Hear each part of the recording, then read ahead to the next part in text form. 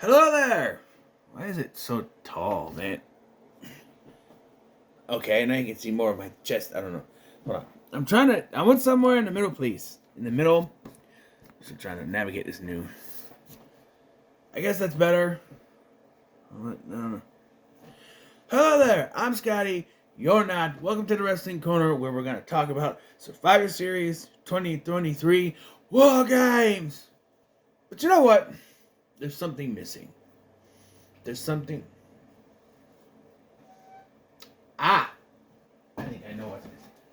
Let's see here.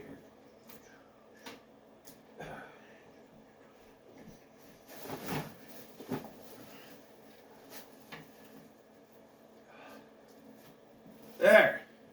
That's better.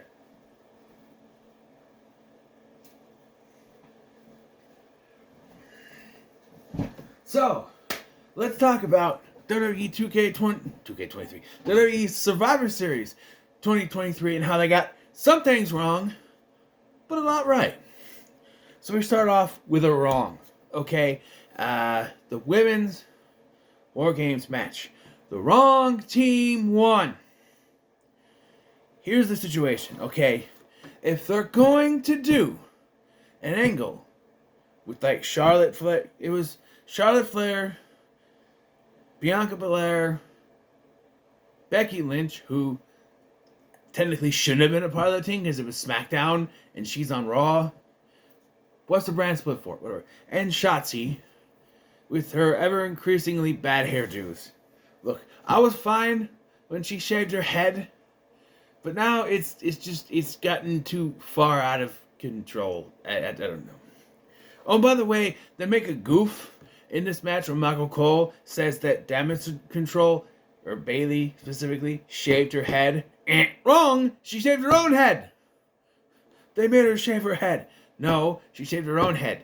Yes, she lost a match that was for her hair, but still, they didn't force her down and shave her head themselves. She did it herself, so ain't wrong.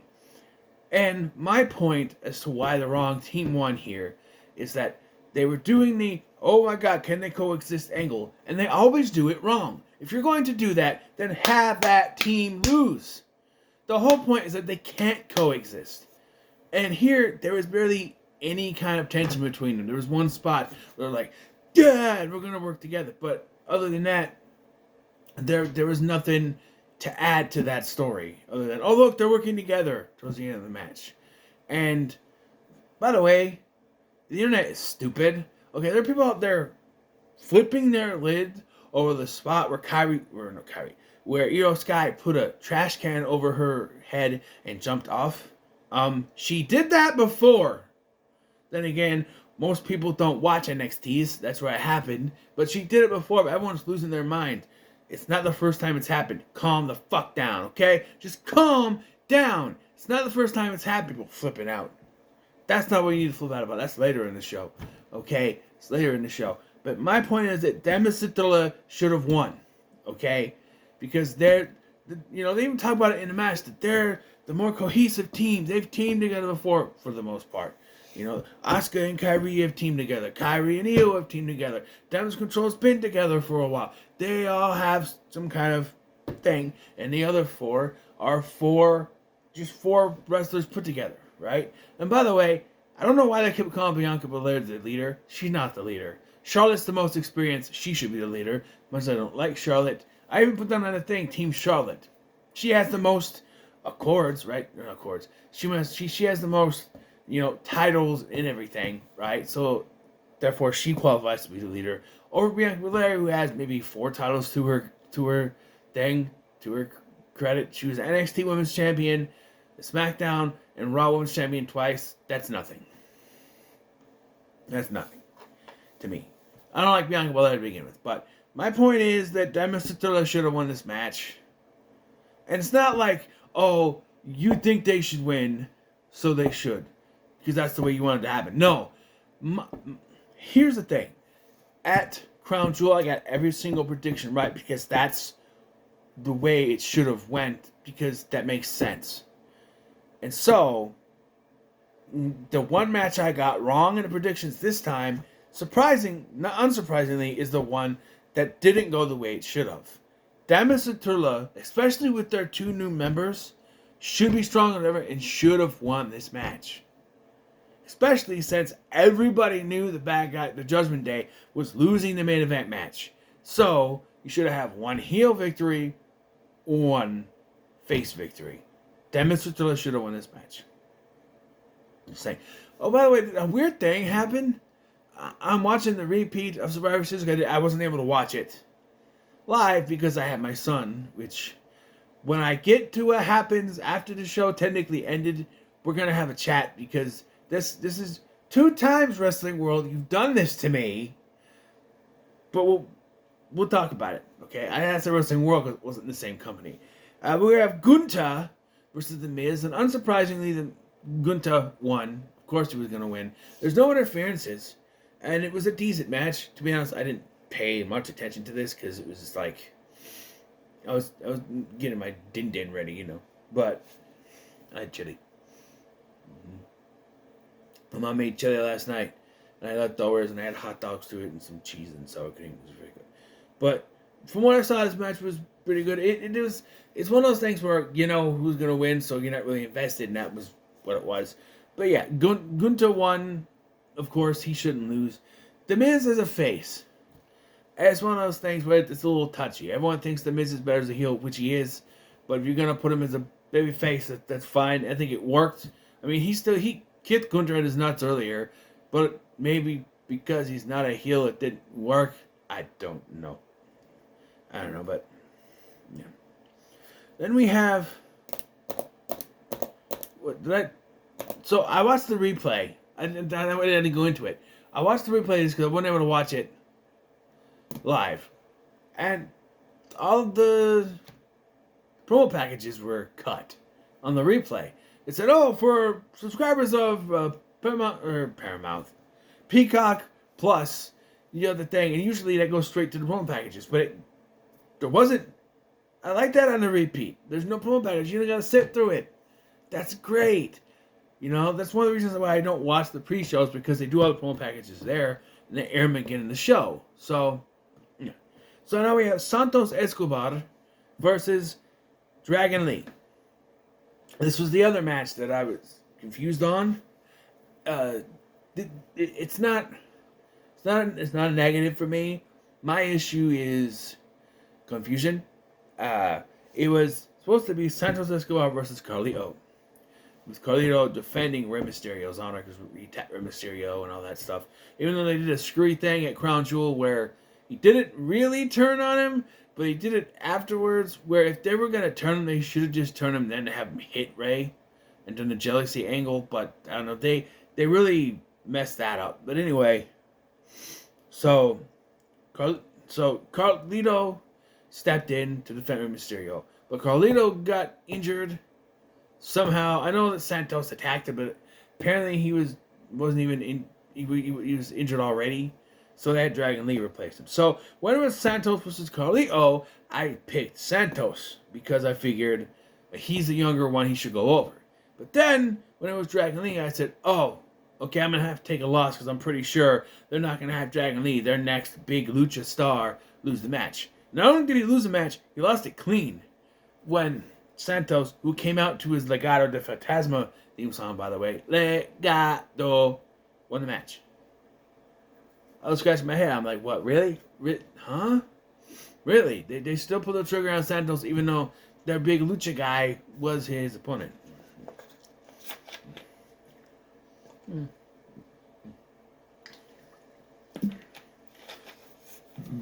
then we had the match sponsored by Slim Jims.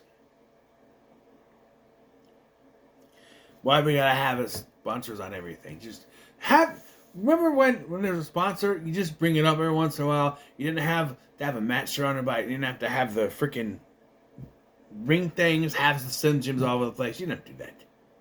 But now we have to do that. It is Mommy versus Zoe Stark for the Women's World Championship. And as much as I think Zoe Stark should win that title, I don't think they're ready to take it off Mommy, which they didn't. But because of that, it's one of those things, much like with Gunther, where because you know they're not going to take the title off of her, there's no investment in the match. You know she's not going to win. You know as good as the match was. There's no investment. There's nothing for you to really hold on to. It's like, why am I? But yeah. So we get to the main event of the evening. Team Cody Rhodes, that is Cody Rhodes, Sami Zayn, Jey Uso,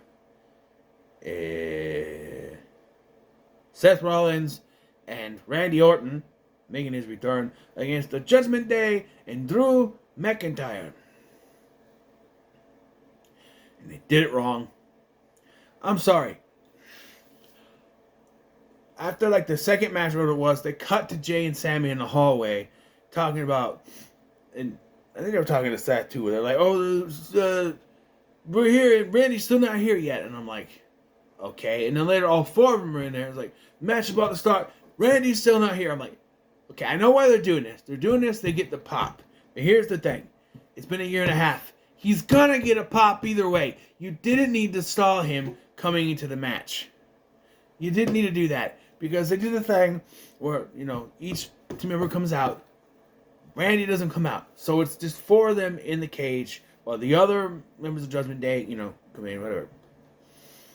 And then, of course, he's the last one to come out. Randy isn't. Okay. Then they overbooked this. Okay. They overbooked it. Because not only did they book Randy to come in late, they also booked a cash-in spot. I don't think this was necessary at all. Because, Damian Priest, who, by the way, for some reason is portrayed as the leader of the Judgment Day. People say, it's either him or Rhea. Hello? Finn Balor has the most experience out of anyone in the group. Why is he just pushed to the side? Finn Balor should be the leader. That was the whole thing when they left. Edge is the reason he came in, he took over as leader. But it's never been. That's the only time it was portrayed as that, and then afterwards, it's either been Dave Priest or Rhea, and it's confusing because, especially since it was Balor who had the idea to bring in JD McDonagh anyway, and obviously they're gonna get rid of Damian Priest eventually. It's just confusing, but yeah. So it's time for Randy Orton to come out. He doesn't come out. Rhea comes out with the briefcase. They're going to do a cash-in, which, they explain the rules that you can't leave the cage or it'll be forfeit. So Rhea, of course, brings the briefcase out. And instead of... She brings all the way around the freaking... I don't know how this is supposed to work to begin with. Bring it all the way around. She comes with the Discount Ronda, Jessica Carr referee. And she's bringing this briefcase all the way around to the thing to do it. And as she does that, Randy Orton's music hits. And then... They describe it later as, Randy Orton thwarted the attempt to cash in. And I'm like, no, he didn't. His music went off and they just didn't do it. He didn't thwart nothing. To say he thwarted it means that he came out and personally, physically stopped it, which he did not. His music just went off. So they go in and they, fighting thing. Because the Judgment Day is all in control and Drew McIntyre is there, but he's not part of the Judgment Day. Oh, no. And there's still people saying, he's not a heel turn. It's not a heel turn. Screw you, it's a heel turn, okay? But, yeah. And, this whole plan with the cash-in, I just thought of this. Why did Finn Balor sign off on this? They're just lumping Finn Balor in as another lackey, and I don't like that. He should be competing to be the leader, not just being pushed to the side. He has the most... See, again, they're taking the people who have the most credits to their name, have the most experience, like him, like Charlotte Flair, and they're saying, this person who has less experience. Keep in mind, Damian Priest hasn't won a singles title on the main roster. Wait, he was U.S. champ. Never mind. He was U.S. champ. I believe so. Shortly, for a short time, I think he was. But still, he won the tag titles, but they only lasted about a hiccup. Anyway, so Randy Orton comes out.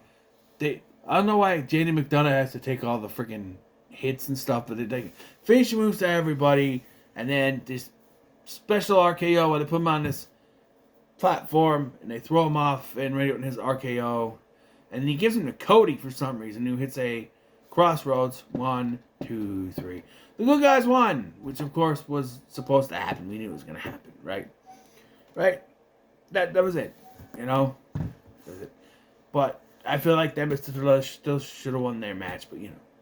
And they're celebrating, and that's it. Nothing else happened. Nothing else happened. Nothing else of note. That was it. That was it. That was it. So that's Survivor Series 2023. War Games, still pretty good. Nope, not really any blood. I think there's some little bit like dripping here or whatever, but nothing else. And it's a pretty average show. Nothing spectacular happened. Oh yeah, there was one return.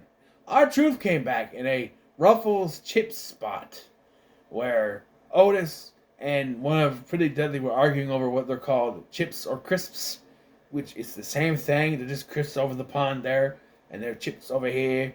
And then like, what R-Truth comes up with, oh, they're Ruffles, and I'm like, but yeah, that's the brand name, but it doesn't solve what they are. But yeah, that's the big return. No surprises, nothing.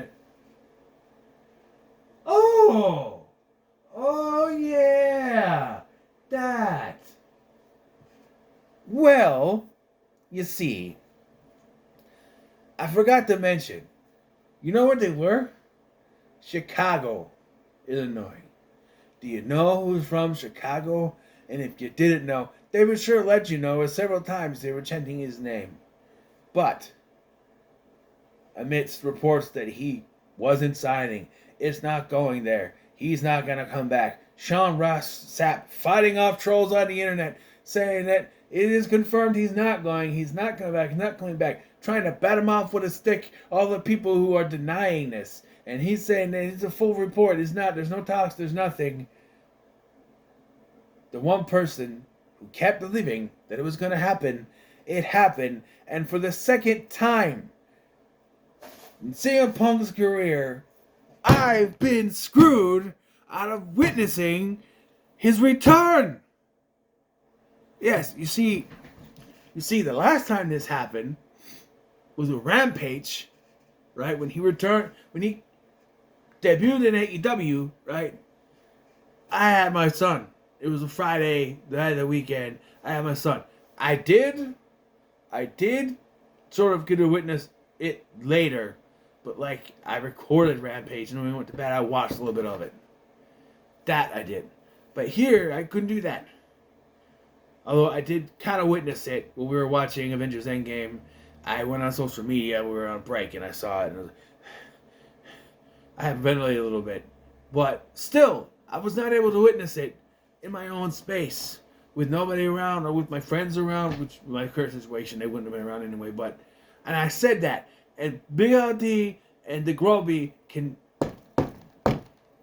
stand up for this, can agree with me, because I said this. They can back me up on this. That I said back when Crown Jewel was happening, or back when it was happening before. When this Survivor Series, I looked it up. I said, no, I'm going to have my kid that day. And I swear to God, if he comes back that day, I'm going to flip out. Because I won't.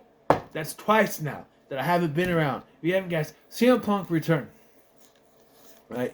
CM Punk returned. Apparently, Drew McIntyre stormed out and Seth Rollins started swearing. But apparently, the Seth Rollins thing was an angle. Because it's supposed to link to that interview that he gave before. Where he called it a poison or whatever. So apparently that's an angle. They're setting up something. And if that leads to CM Punk winning the World Heavyweight title, well then, you know what? That's fine with me.